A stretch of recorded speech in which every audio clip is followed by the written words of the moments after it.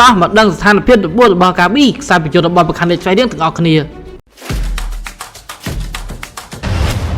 ឧបត្ថម្ភដោយមីហិល7យ៉ាងកូរ៉េណូរសជាតិដើមពីប្រទេសកូរ៉េឆ្ងាញ់ជាប់ចិត្ត ក្នុងវគ្គក្រុមប្រខណ្ឌលេខស្វែងរៀងលោកប៉េបបានបង្ហាញក្តីជឿជាក់លើបញ្ហារបួសរបស់ខ្សែបញ្ជូនសាបហ្គាប៊ីនិងមិនធ្ងន់ធ្ងរពេកទេហ្គាប៊ីបានជួបបញ្ហារបួសបន្ទាប់ពីប៉ះនឹងកិច្ចជាមួយនឹងខ្សែកាពីរបស់បង្កេតនៅការប្រកួតវគ្គជើងទី1វគ្គពាក់កណ្ដាលប្រាច់ប្រប់ពីរង្វាន់សម្ដេចអគ្គមហាសេនាធិបតីតេជោហ៊ុនសែនកាលពីថ្ងៃពុធទី23ខែមេសាកន្លងទៅដែលប្រខណ្ឌលេខស្វែងរៀងបានយកឈ្នះលើម្ចាស់ផ្ទះបង្កេតផលិតផល1-0នៅពីឧទ្យានជាតិអូឡ িম্প ិកតាមរយៈរបួសនេះហ្គាប៊ីត្រូវបានគេសង្ស័យថាអាចនឹងបញ្ហារបួសសរសៃពួរចំណែកឯលោកប៉េបវិញក៏សង្ស័យដូចគ្នាដែរប៉ុន្តែកាលពីល្ងាចថ្ងៃទី25ខែមេសានៅក្នុងសតកស័តមុនការប្រកួតជាមួយនឹងអង្គរ Tiger លោកបានមានប្រសាសន៍អំពីបច្ចុប្បន្នភាពរបស់ហ្គាប៊ីថាហ្គាប៊ីគឺច្បាស់ណាស់នៅក្នុងការប្រកួតអង្គរ Tiger គឺគាត់មិនបានចូលលេងទេឥឡូវនេះយើងកំពុងតែរងចាំដើម្បីការមកពីប្រទេសថៃប៉ុន្តែអ្វីដែលយើងឃើញនឹងសិក្សាកន្លងមករបួសរបស់គាត់មិនអាក្រក់ពេកទេ